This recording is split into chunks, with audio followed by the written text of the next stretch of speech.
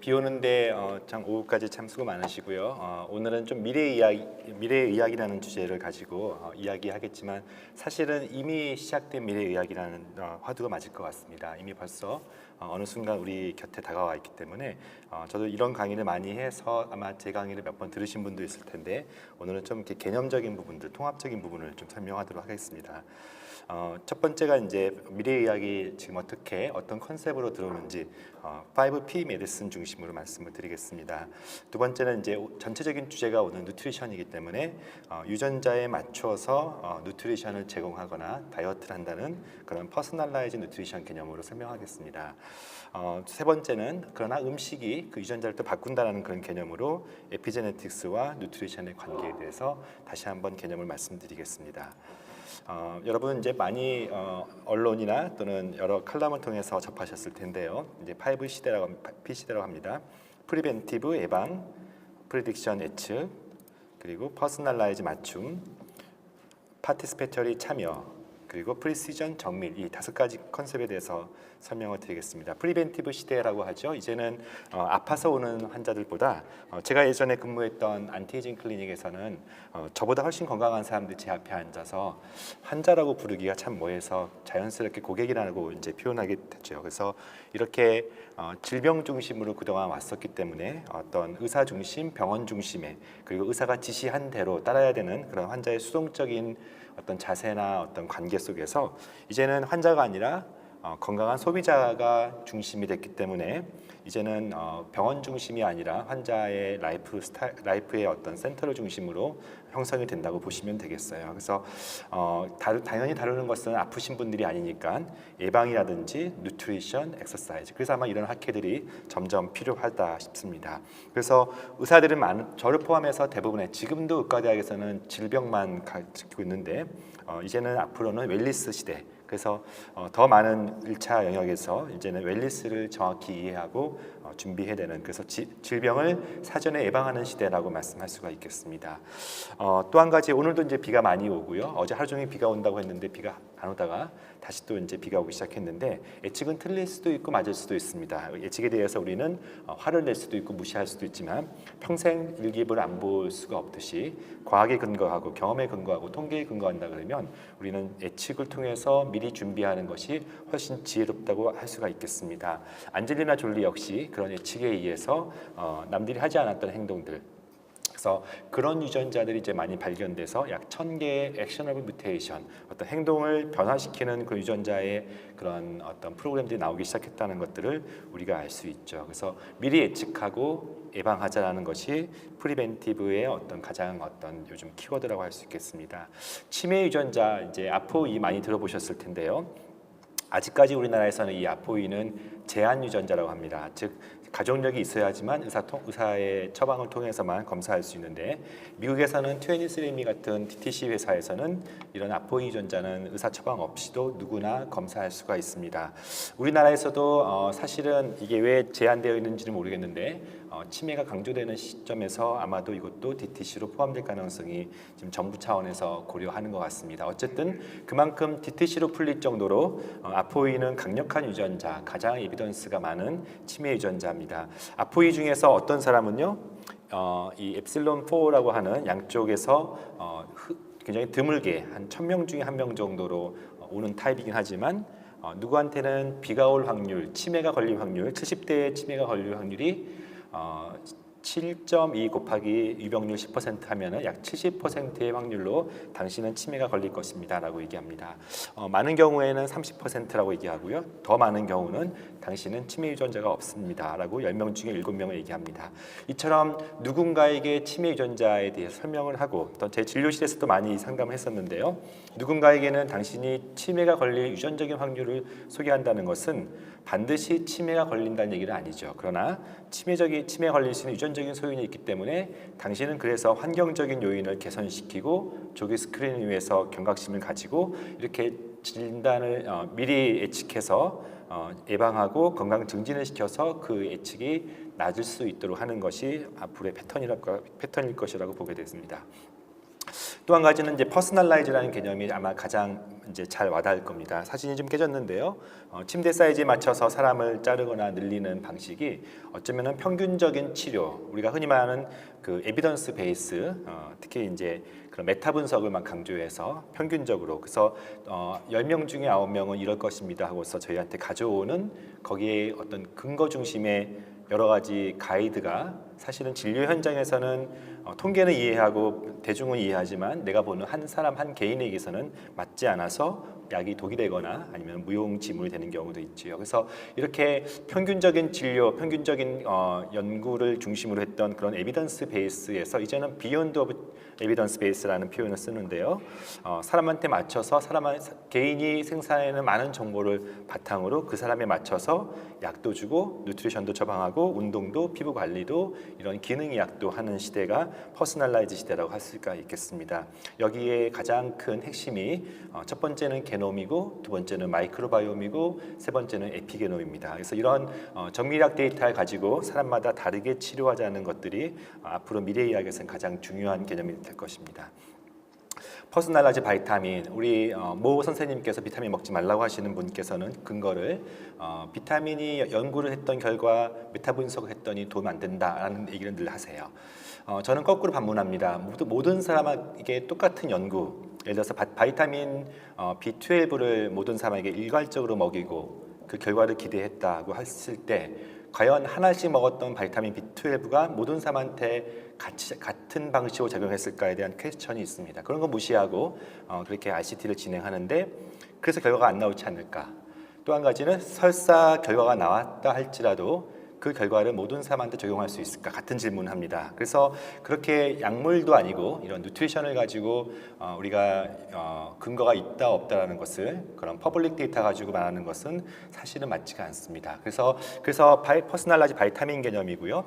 앞서도 비타민이라는 얘기 하셨는데 바이타민 D 역시 우리 몸속에서 합성이 되는 과정, 또 작용되는 과정, 또 대사가 되는 과정 모두 유전자의 변이에 따라서 사람마다 다르지요. 여러분들 검사해 보시면 아시겠지만 어떤 사람은 수치가 높고 어떤 사람은 낮습니다. 단순히 누구는 실외에 있었고 누구는 실내에 있었다는 그런 환경적인 요인만 아닌 것을 알 수가 있을 겁니다.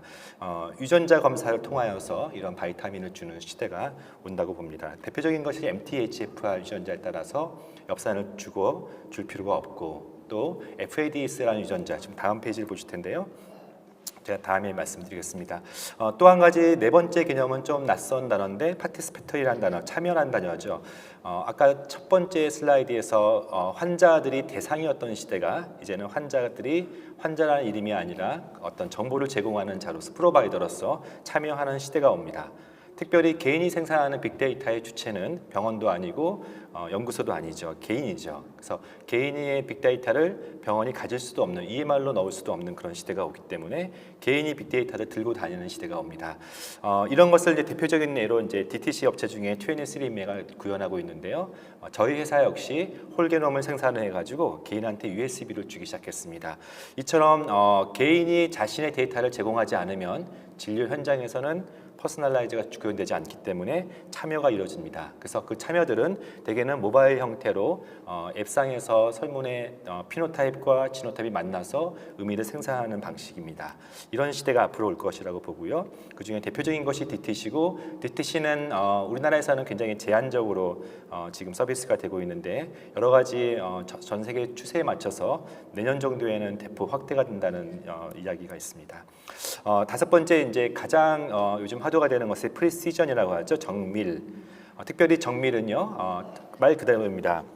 적절한 사람에게 아무한테나 약을 쏟는 것이 아니라 적절한 사람, 대상이 되는 사람한테 적절한 시기에 적절한 치료를 하자는 것들이죠. 그래서 더 이상 70%가 되는 항암제 치료 실패율이 사람을 죽고 살리는 문제와 관련됐을 때 그런 70% 실패하는 옛날 방식을 고집하지 말고 쓸 사람한테 쓰고 쓰지 말아야 될 사람한테 쓰지 말자는 개념이죠.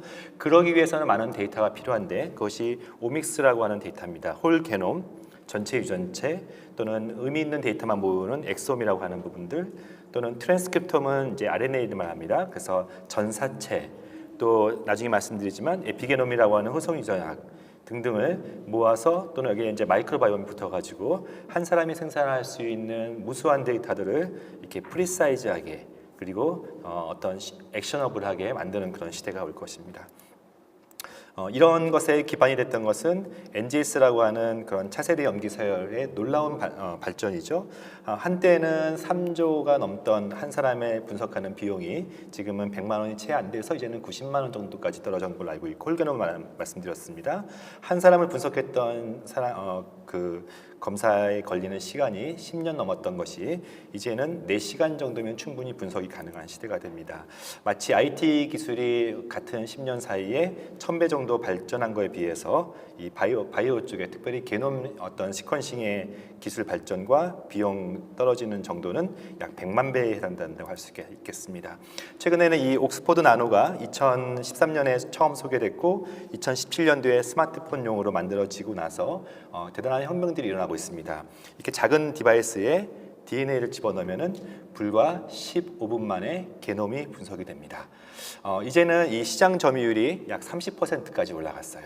그래서 이제는 현장에서 자신의 게놈을 봤을 때는 더 이상 검체를 병원에서 바깥으로 보내지도 않는 시대가 곧 올 것이고, 현장에서 이 옥스포드 나노는 시퀀싱을 하는데 지노타이핑을 보기 위해서 커피컵 사이즈의 조그만 디바이스에 침을 뱉으면은 약 30분 만에 보고 싶은 지노타이핑, 그러니까 DNA가 추출되고 지노타이핑까지 되는 시대가 현재 와 있습니다. 그래서 진료 현장에서 내가 원인 모를 바이러스를 진단할 때, 또는 내가 특정 약물을 처방할 때, 이런 개인의 정보를 모를 때 바로 현장에서 그 사람의 게놈과 또는 마이크로바이옴과 어떤 미생물들의 또는 바이러스의 게놈을 분석하는 시대가 왔다고 할 수가 있겠습니다. 대표적인 게 동반 진단 표적 치료입니다. 동반 진단 컴패니언 다이그노시스 표적 치료 타겟 세라피라는 얘기죠. 이미 항암 시장에서는 이거는 2차 항암제라고 해서 여러분들이 벌써 많이 경험하셨던 것들입니다. 예전에는 모든 폐암이었으면 같은 항암제를 썼고, 위암이었으면 같은 항암제 썼으나 이제는 그렇지가 않죠. 대표적인 게 폐암, 특별히 렁 아데노 캔서의 대표적인 예인데, 유전자의 변이에 따라서 같은 폐선암을 분류합니다. 그래서 어떤 사람한테는 EGFR의 돌연 변이가 아시아 사람들한테는 제일 많고요. 서양 사람들은 KRAS라고 하는 유전자의 돌연 변이가 많죠. 어떤 사람은 ALK라는 것에 돌연 변이가 있습니다. 같은 EGFR이라는 변이 속에서도 서브 타입의 변이들이 생깁니다. 그래서 이처럼 EGFR의 변이에 있어서 내가 1회사를 쓸 건지, 그리고 서브 타입에서 1회사에 듣지 않는, 그래서 다른 세컨, 서드, 다른 항암제 선택할 것인지는 초기 단계의 조직 검사뿐만 아니라 조직에서 얻은 그런 DNA에서 몰레큘러 다이그노시스 통하여서 어떤 키모세라피를 할 것인지를 결정하는 것입니다. 조직을 통해서 결정하는 시대가 이제 지나가고 있고요. 이제는 혈액에서 그 조직을 대신할 수 있는 리퀴드 바이옵시라고 하는 액체 생검이 점점 대체가 되고 있습니다. 그림에서 보시는 것처럼 암이 시작되고 암이 자라는 과정 속에서 가장 먼저 일어나는 현상 중에 하나가 그 암세포를 키우기 위해서 많은 그 턴오버가 빠른 그런 대사가 높은 암세포를 키우기 위해서 뉴트리션을 공급하는데, 그래서 엔지오제네시스, 신생혈관들이 생성되는 게 가장 첫 번째 단계입니다. 신생혈관을 통하여서 턴오버가 되고, 그리고 사멸되고 괴사가 되고, 어쨌든 계속 이렇게 필요 없는 그 찌꺼기에 해당되는 암세포들과 거기서 떨어져 나온 DNA들이 이 신생혈관을 통하여서 메인스트림인 혈관에 흐르게 되죠. 그래서 이 혈관을 통하여서 떠다니는 그런 튜머의 성질, 그 중에 한 가지는 튜머셀, 서큘레이팅 셀 튜머셀, 또는 튜머셀이 깨진 상태에서 DNA만 떠다닌다고 해서 서큘레이팅 셀 프리 DNA라고 합니다. 그리고 그 DNA의 성질 중에 메틸레이션을 보기도 하고요, 또 마이크로 RNA도 보기도 하고, 또는 바이러스의 DNA도 떠다니기도 합니다. 그래서 떠다니는 이런 DNA들의 어떤 성질 또는 RNA 성질들을 보고서 어떤 암이 진행되고 있고 어떤 단계인지, 어떤 항암제가 필요하고 조기 진단이 가능한 건지, 이런 부분에 대해서 굉장히 많이 진도가 나가고 있습니다. 그 중에서 대표적인 것이 Circulating Cell Free DNA, 즉 cfDNA라는 표현을 씁니다. 셀 프리라는 얘기는 우리가 혈액을 원심 분리하면은 백혈구와 적혈구가 떨어져 나가고 남은 곳이 세포가 없는, 즉 혈장, 플라스마이죠. 세포가 없어야 되는데 떠다니는 그 무엇이 있다는 것이죠. 그것이 세포는 없지만 떠다니는 DNA가 있다는 얘기입니다. 정상적으로 DNA가 떠다니기도 합니다. 그러나 특별히 정상보다는 이렇게 세포가 깨질 정도의 상태, 예를 들면 큰 트라우마라든지 수술 또는 sepsis, 번 또는 심한 엑서사이즈 같은 경우에서도 이런 DNA는 떠다닐 수가 있습니다. 그러나 그것과 비교가 되지 않을 정도로 암이 진행되는 단계에서 이런 셀프리 DNA가 급격히 증가된다고 할 수가 있겠습니다. 리퀴드 바이옵시가 좋은가, 티슈 바이옵시가 좋은가, 어느 게 더 정확하고 어느 게 더 유용성이 있는가에 대한 논쟁이 있었습니다. 당연히 리퀴드 바이옵시가 좋죠. 왜냐하면 난인베이시브하기 때문이고요. 왜냐하면 우리가 모든 암이 진단되는 단계에서 티슈를 다 얻을 수 있는 것은 아닙니다. 접근하기 힘든 부분들 또는 티슈를 얻을 수 있는 상황이 아닌 부분들이 많죠. 그러나 또 한 가지 놓치지 말아야 될 것은 티슈를 얻는다 할지라도 튜머에서 바늘이 어느 쪽을 접근해 가지고 한쪽 단면을 얻어서 그쪽에서 티슈와 함께 튜머의 DNA를 얻었을 때 거기서 소마틱 뮤테이션을 보는 것을 우리가 앞서 말한 것은 동반 진단하기 위해서 보는데, 과연 이쪽에서 얻었던 티슈와 그러나 뒤쪽에 있는 티슈가 같은 암일까? 그렇지 않다는 겁니다. 그것을 헤테로지니시티, 암 조직의 다양성이라고 합니다. 여기서 받았던 조직의 어떤 결과, 조직의 어떤 성향, 특별히 DNA의 뮤테이션의 상태를 보고서 특정 항암제를 골랐음에도 불구하고 이쪽은 치료가 됐지만 이쪽에서 내성이 생겨서 암이 재발하는 것을 흔히 보게 됩니다. 그래서 조직 검사를 멀티플하게 할 수 있는 상황이면 좋지만 그렇지 않은 경우가 많지요. 이쪽에서도 혈관에서는, 혈장에서는 모든 조직들이, 모든 헤테로지니스트의 서브 타입들이 떠다니기 때문에 더 많은 정보를 얻을 수 있다는 것이 사실은 리퀴드 바이옵시의 더 장점이지요. 그러나 정말 큰 장점은요, 암을 여러 가지 단계에서 우리가 액체 생검을 이용할 수 있는데 진단 단계에서 말씀드렸던 것처럼 티슈를 얻을 수 있겠죠. 그러나 헤테로지니스티라든지 티슈를 얻을 수 없는 곳에서 진단 대신에 액체 생검을 얻는 경우가 요즘 많습니다. 그것도 이제는 미국에서는 FDA에서 일부 그 DNA들은 일부 그 뮤테이션들은 급여가 되기 시작했습니다. 항암제를 하고 나서 치료 중인 환자에서 어떤 치료 후에 재발 목적으로 매번 CT를 찍는 것은 사실은 위험한 일이죠. 그래서 CT를 찍기 대신에 셀프리 DNA의 어떤 성격을 보면서 재발 여부를 볼 수가 있고, 또 재발뿐만 아니라 항암제가 됐지 않는 내성에 대해서도 그러면 다른 어떤 항암제를 골라야 될지도 이미 벌써 티슈는 없기 때문에 이 혈장에 떠다니는 암의 상태를 통해서 치료 후에 환자의 셀렉션을 고를 수가 있습니다. 무엇보다 암을 조기 진단할 수 있으면 얼마나 좋을까요? 점점 우리가 조기 진단 쪽으로 이 캔서 바이오마커들이 이제는 점점 디벨롭되고 있는데, 조기 진단 쪽으로 굉장히 많은 펀딩이 지금 일어나고 있습니다. 대표적으로 일루미나의 자회사의 그레일이라는 그런 회사가 있는데요. 그레일이 1조 원을 투자받아서 지금 대규모 조기 진단을 위한 액체 생검을 진행하고 있고 2019년 6월 정도에 아스코에서 발표하게 됩니다.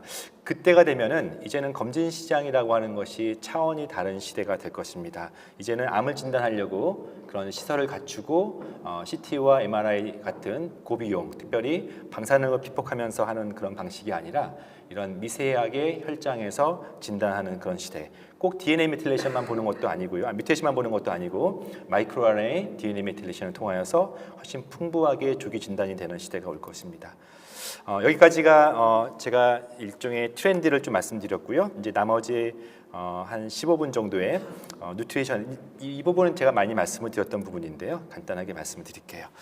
유전자와 뉴트리션의 상호 관계에서 유전자에 따라서 음식을 먹자, 그것을 퍼스널라이즈 뉴트리션 개념이고 뉴트리 지노믹스라고 보시면 되겠습니다. 음식이 유전자를 바꾼다, 이것을 에피제네틱스라고 보시면 되겠습니다. 사람마다 다르다는 것이 우리가 너무나 많은 관찰 속에서 일어나죠. 같은 당뇨 환자에 있어서 어떤 사람은 쿠키, 어떤 사람은 바나나를 먹었는데 사람마다 이 시간마다 체크했던 당뇨의 레벨, 혈당의 레벨들이 차이가 있다는 것입니다. 모두가 GI 지수가 낮은 바나나가 좋고 GI 지수가 높은 쿠키가 좋은 것인가? 일반적으로 그렇게 말할 수 있지만 사람마다 다르다는 것입니다. 그런 것에 대해서 이제는 이거는 이제 이스라엘에 있는 와이즈마니안 연구소에서 낸 데이터인데요. 사람마다 GI 지수조차도 다르게 적용하자는 그런 개념들이 나오기 시작했습니다. 제가 예전에 많이 썼던 미국 회사의 제품들인데요. 개인 맞춤 영양 다이어트, 나한테 맞는 음식과 나한테 맞는 식단과 나한테 맞는 바이타민과 운동 이런 부분들을 이렇게 권유해 주었습니다. 대표적인 예가요. 술 또는 커피, 여러분 다 경험이 있으실 거예요. 술. 어떤 사람은 술을 먹으면 얼굴 빨개지죠. 빨개지는 정도만 문제가 아니라 술을 못 먹지요. 그러나 술을 못 먹는 정도가 아니라 그것이 아세트알데히드가 분해가 안 되기 때문에 독소가 되어서 식도암과 후두암이 증가하게 되지요. 커피도 마찬가지입니다. 누구는 밤에 먹어도 괜찮고 누구는 한 잔만 마셔도 잠을 못 자는 그 차이는 여러분 경험하셨을 거예요. 커피와 관련된 대사 유전자의 변이고요. 그러나 단순히 이렇게 못 마신다 정도가 아니라 커피의 효과를 강화시킴으로써 어떤 사람은 심근경색을 더 증가시키고 또는 커피의 좋은 효과를 강화시킴으로써 어떤 사람한테는 유방암을 예방하기도 합니다. 이처럼 단순히 커피가 좋다 안 좋다가 아니라 사람마다 다르다는 것들을 보여줍니다. 오메가3도 마찬가지죠. 아까 앞서서 사람들 대부분 10명 중에 7명은 오메가3가 필요하다가 먹고 계신다고 했는데 정말 과연 모든 사람이 오메가3를 먹어야 될까요? 에 대한 부분들입니다. 사람마다 필요성이 다른 거죠. FADS라고 하는 유전자의 변이가 있을 때 오메가3를 먹어야 됩니다.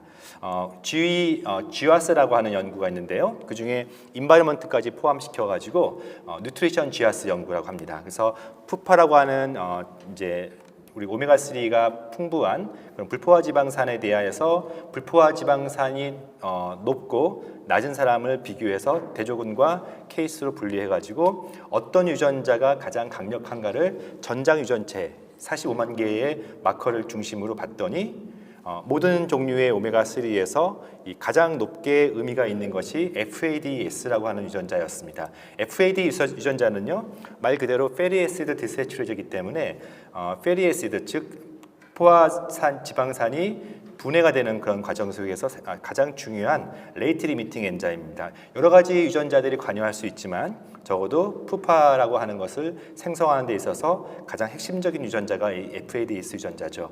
여기에 변이가 있으면 어떤 특정 위치에 변이가 있으면 중성지방, LDL 다 증가하고요. 글루코스도 증가하고 HDL은 떨어집니다. 또 오메가3와 오메가6는 레벨이 떨어집니다.